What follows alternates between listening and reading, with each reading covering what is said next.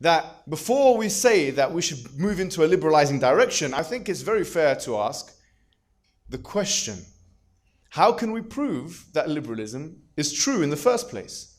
And of course, John Locke, who was the founding father of liberalism, had an essay or a book that he wrote where he talked about morality, and in that he said that morality is something which you can be demonstrated like mathematics. He said that you can prove the truth of morality in the same way as you can prove scientific truths or mathematical logical truths. In his own system, he said that liberalism is true, and he gave theological reasons for it. He replied to Robert Filmer, for example, who was a Christian, and he was using God as the example. So in other words, he was using an anchorage, a moral epistemological anchorage, which was theological. And of course, the liberal tradition is not just John Locke. So across time there has been different philosophers, all of which have tried different things in order to anchor their respective moral philosophy. So we have John Stuart Mill, we have John Rawls, de Tocqueville, Montesquieu. All of these individuals wrote books, and there is a rich tradition of referring back to a particular underpinning, whether it be utilitarianism, the hedonistic principle, or whatever. But in any of those cases, liberalism has proven to be a creature of convention. What did you say? I said liberalism is a creature of convention, meaning it's a subjective morality, something which is and has been the subject of change. It's not an objective morality. Therefore, before we even proceed in this conversation, you have to prove to me that liberalism is true. I mean, you had a debate with Hamza Zortses some time ago about God's existence. 54 minutes into the debate, Dr. Gule said, there is no scientific evidence of God. Just bear that in mind. There is no scientific evidence of God is a problem with his understanding of philosophy of science. But where is the scientific evidence for liberalism? You can't have one standard of truth when you're trying to discover one system of morality and then disband that, discard that, completely throw that out when you're talking about your own beliefs, which are axiomatic, otherwise unprovable. So before you tell us to be liberal, why don't you prove liberalism? Stop preaching to us and start proving to us. That's the reality. You have taken the stance of an ideologue, a liberal ideologue, preacher. Don't be a preacher. Be a teacher. Don't preach, prove. I want to learn. Give me some proofs. However, what we saw in the second half of the presentation with Dr. Gule, is that he started talking about discrimination, human rights, and all of those things. And he mentioned the death penalty. Here's my claim, and I stand in front of everyone today with full confidence that this claim will not be refuted. Listen to the claim. Liberalism can and has and is. Wait a minute. Now you're using too many words. Let me rewind. Liberalism can and has and is capable of producing death penalty outcomes for non-allegiance to the state, for example. Hudud, the laws, barbaric, outdated, dysfunctional laws, which is a genetic fallacy, by the way. And you should know as a philosopher that presenting cases like this is weak. Then he mentioned democracy, which is even older than Prophet Muhammad, so it's even more outdated, so it should be even more wrong in your understanding. But then, here's what I'm saying to you. The point is this.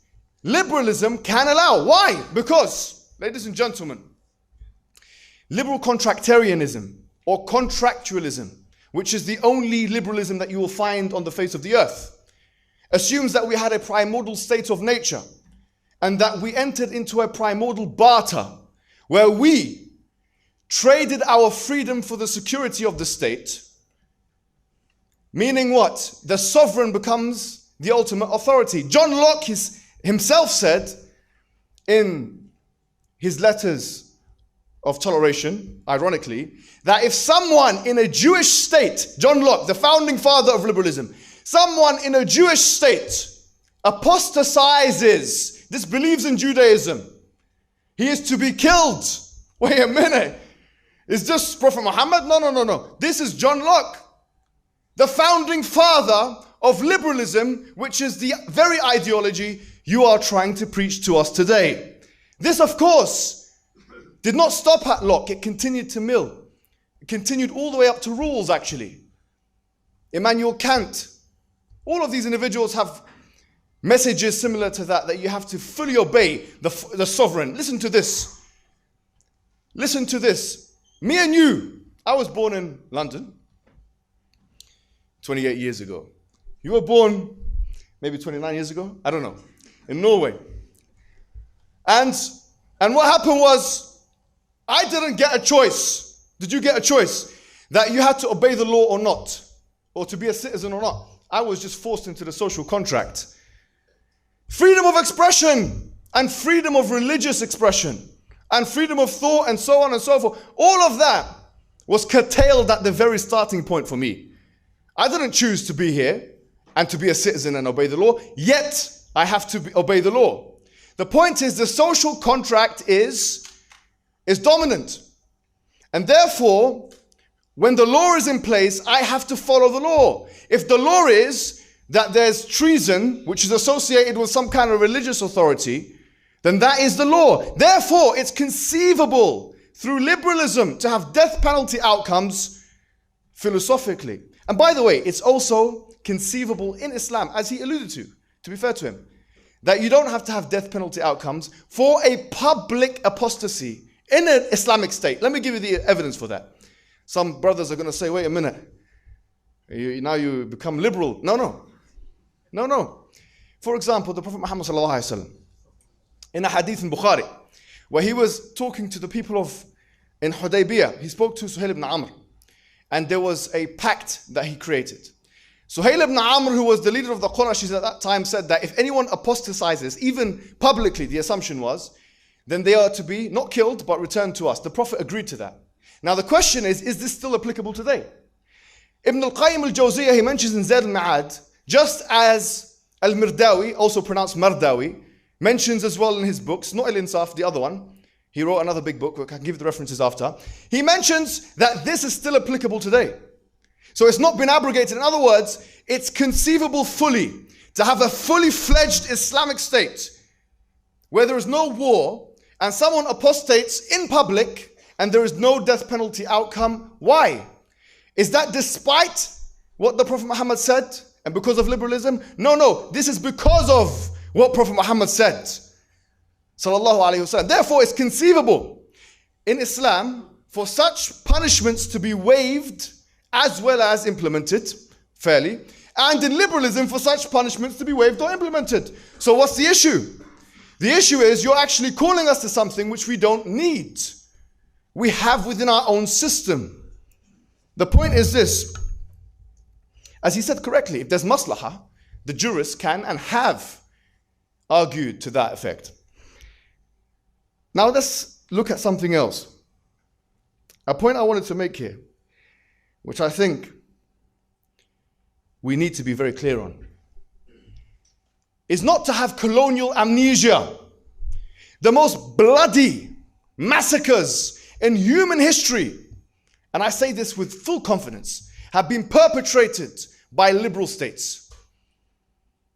Let's take one example, 1830. The French annexation of Algeria. 1 million people were killed. Genocidal. And by the way, I was a history teacher in the UK for some time. Never did we teach this, and it wasn't even on the national curriculum. But we teach about the Holocaust, those kinds of genocides. Why? Because the French were adamant on censoring this information because it included rape, pillaging of human beings. And pictures are there because this was a time where pictures could be actually generated. Many Muslims don't even know what happened in Algeria for 130 years by a government, a French government, which was not only liberal, listen to this, but the founding fathers of that liberal government and philosophers like Alexis de Tocqueville in his essays to Algiers actually supported the colonial discrimination against who?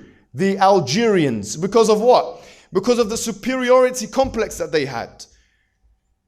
And this is, to be honest, what we find in the discourse, a superiority complex where you don't even have an objective morality to give us.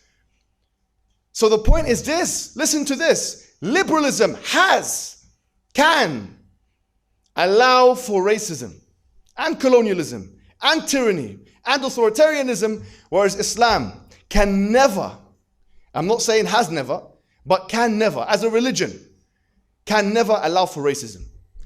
So the question shouldn't really be, now if you like racism, liberalism can't stop you from being racist. Let me say that one more time. Liberalism as a political philosophy cannot and has not, through its principles or its actions, stop you from being a racist.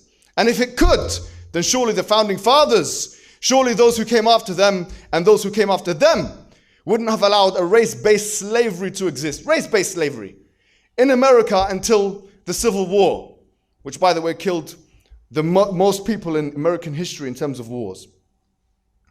So this is a colonial amnesia, which I think people are having, and forgetting about the fact that most genocides that have been committed in history have been by massive genocides have been by liberal states in the recent history.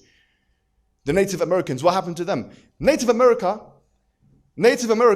and what happened to them is basically ISIS on steroids. If you don't like ISIS, you shouldn't like, I mean, imagine 100 years from now, you speak to an ISIS person, and they say, this is our state, we've overtook it from the people. No one would accept it, but now America is basically premised, is built on the same kind of genocide. And that's the reality. This is liberalism for you, yeah? Westward expansion, manifest destiny, these were all liberal concepts. Please don't try it. We know your history. We know your history very well. And we know your present as well. And the question now is, can it be legalistically justified? You know, I did some research, which I'm going to publish soon, inshallah. Maybe a week or two. I did some research on the amount of times the hudud have been implemented in the Ottoman Empire.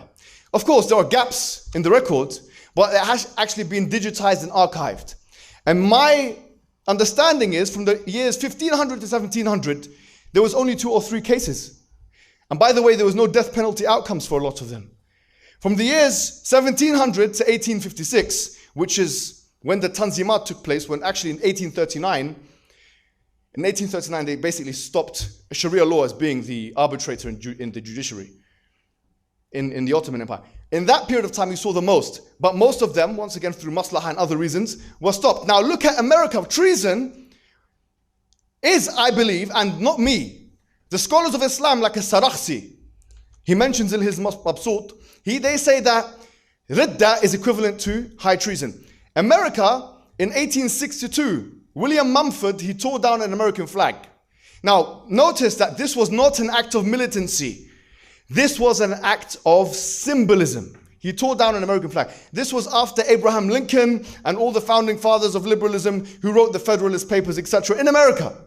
He tore down an American flag and was executed in front of a mass amount of people in New Orleans. Now, this is not militancy. So, is it conceivable? Yes. Has it been shown in history? Yes. Even through the law. So, liberalism doesn't produce non-death penalty outcomes. That's fake. That's false. We're not going to believe in that. That's fake. History hasn't proven that. Bring your evidence. And so, the present is even worse. Because they don't even use the treatise clause in the second article of the Constitution of America. And they do extrajudicial killings. And by the way, those extrajudicial killings and the suspension of habeas corpus rights are sometimes navigated and mitigated through the liberal constitutional rights. And then you have people like Hala al-Awlaqi, who's a 6-year-old who was killed by Americans by drones. Yes, by drones. Killing a child because they're afraid that she'll turn out like her father without any trial. This is liberalism for you in action. Don't talk to us about liberalism. And does Islam need to be liberal and outdated? Democracy is much older than Prophet Muhammad's time. And he mentioned it as outdated, as if some kind of argument. This is dysfunctionality in argumentation.